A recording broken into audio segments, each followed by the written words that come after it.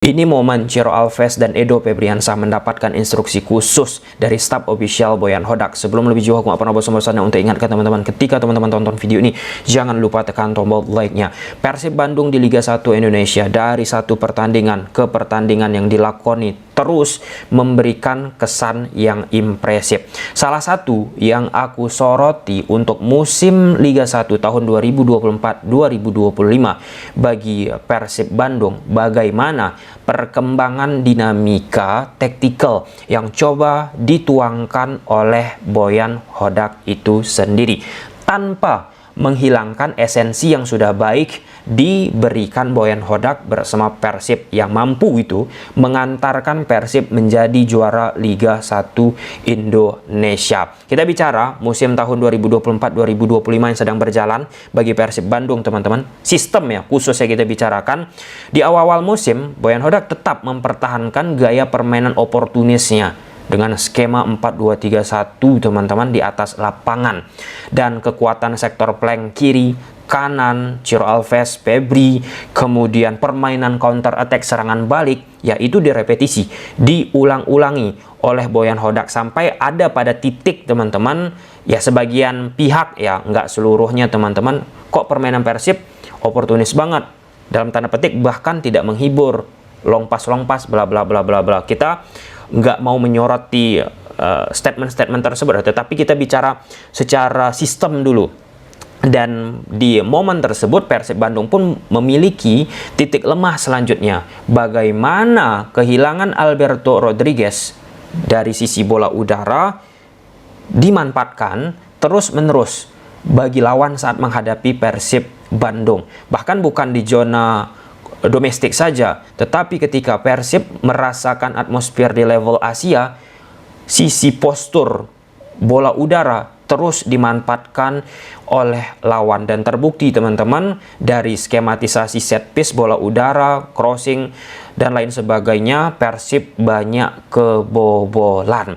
Ketika kita bicara sistem tersebut, Boyan Hodak pun nggak terus-menerus mempertahankannya. Artinya ada adaptasi yang diberikan oleh Boyan Hodak bersama Persib Bandung. Salah satunya dari sistem 4 back berubah menjadi sistem 3 back. Nah, first impression sistem 3 back digunakan oleh Boyan Hodak itu yang menampilkan kesan impresif bagi aku, teman-teman. Salah satu permainan yang oke dalam arti kata ball possession, kemudian ya tadi ball possession, kemudian cara untuk bisa menarik pertahanan lawan, yaitu kala menghadapi Zhejiang di Champions League 2. Dan ya, seiring berjalan waktu, pola 3 back tersebut dimainkan oleh Boyan Hodak. Di satu pertandingan bagus, di pertandingan lain ya trouble terjadi terhadap sistem 3 back dari Boyan Hodak dan nggak bisa teraplikasi secara prima di atas lapangan. Ketika sistem 3 back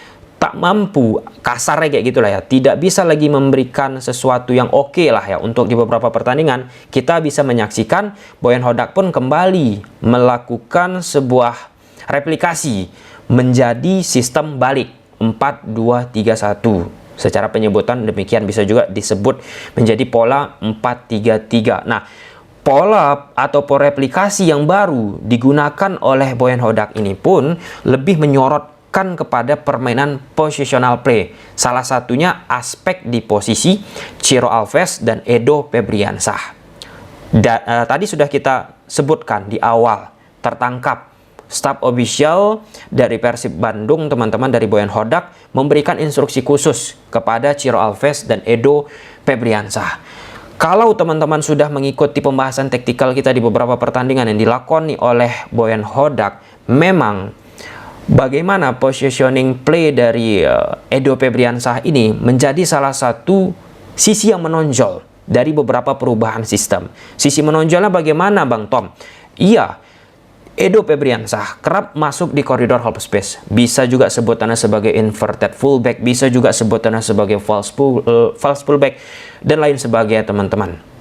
Ketika kita bicara esensi taktikal tersebut, artinya Edo Febriansah ini memiliki kemampuan lah ya untuk bisa mengartikulasikan keinginan dari Boyan Hodak. Jika Edo Febriansah tidak mampu mengartikulasikan apa yang diinginkan oleh Boyan Hodak, maka Edo Febriansah nggak akan diminta untuk terus melakukan hal sebagai inverted fullback, false fullback, ataupun masuk itu ke dalam yang menjaga sisi kelebaran.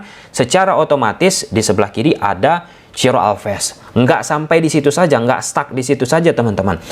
Di beberapa momen akhirnya Edo Febriansah pun jika tidak berjalan inverted fullback yang diaplikasikan oleh Boyan Hodak, ia pun kembali stay ke posisi sisi kelebaran maksimal dari Ciro Alves ataupun sebelah kiri dari Persib Bandung. Ciro Alves masuk ke dalam.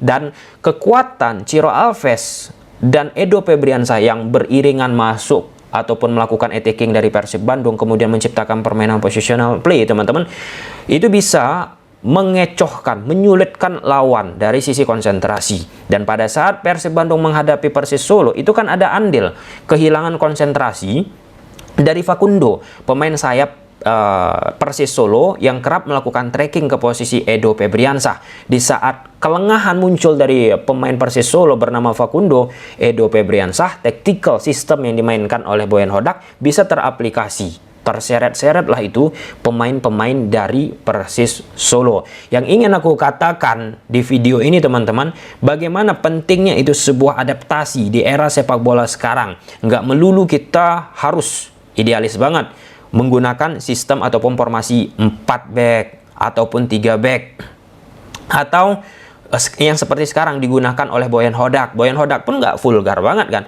untuk bisa langsung terus-menerus mengaplikasikan Edo harus bermain di inverted fullback. Ada sesekali treatment juga dilakukan kepada Irianto main juga masuk ke inverted fullback. Nah, cara-cara tersebut kan identik itu dengan apa yang sampaikan berkali-kali oleh Arne Slot, pelatih Liverpool. Nah, Arne Slot mempunyai pemikiran ini, sudah aku sampaikan teman-teman di beberapa video yang kita bahas soal Persib Bandung. Arne Slot sudah menyampaikan bahwa dia memiliki yang namanya ide untuk fullback kanan, fullback kiri yang dimiliki klubnya, timnya, tidak melulu untuk melakukan overlap ke depan, menjaga sisi kelebaran. Tetapi bagaimana pemain-pemain tersebut ada di beberapa edisi di atas lapangan diminta untuk lebih stay, bermain lebih narrow, merapat teman-teman ke sektor tengah di koridor half space. Itu pun dikatakan oleh Arne Slot jika memungkinkan. Tetapi jika menghadapi lawan-lawan yang sudah bisa mengantisipasi prinsip tersebut, Arne Slot pun tidak akan menggunakan hal tersebut. Dia fleksibel di atas lapangan, beradaptasi teman-teman.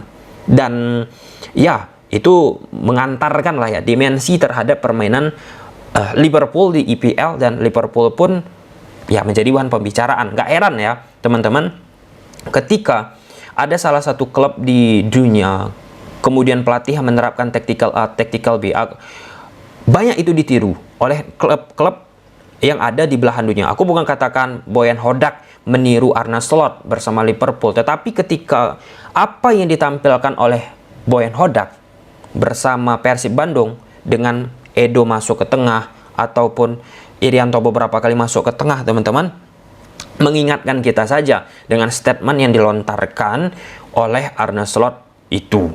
Nah, lantas apa kaitannya sistem yang ditumpahkan oleh Boyan Hodak, contoh dengan Ciro Alves, Edo Febriansah di case video ini? Esensinya, kalau kita bicara sistem, maka pemain tersebut pun harus mampu mengartikulasikan, mampu memahami apa yang diinginkan oleh pelatih.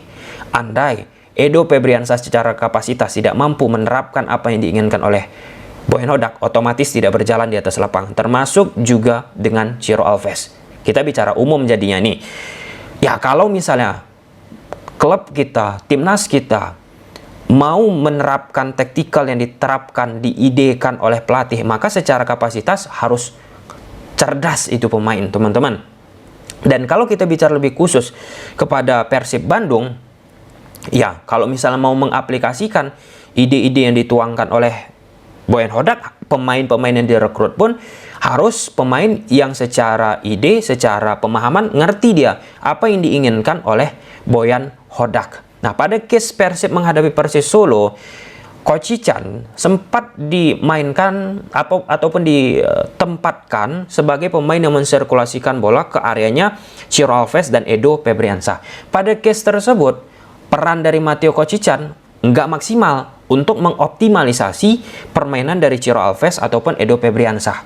Nggak maksimal menyebabkan efek dari sistem yang dimainkan oleh Boyan Hodak nggak bisa lebih kuat daya gedornya. Aku bukan bilang Matteo Coccican nggak bagus overall ya, tetapi untuk kita bicara sistem tersebut, sistem saat menghadapi Persis teman-teman belum begitu fleksibel apa yang ditampilkan oleh Matteo Coccican. Kenapa? Karena sebelum-sebelumnya peran untuk memanfaatkan sistem Ciro dan Edo itu lebih kentara dioptimalisasi ke posisi, diberikan tugas ke posisi dari McClough. Dan di babak kedua ketika McClough mengambil alih tugas dari Matteo Coccican, lihat perbedaan dimensinya.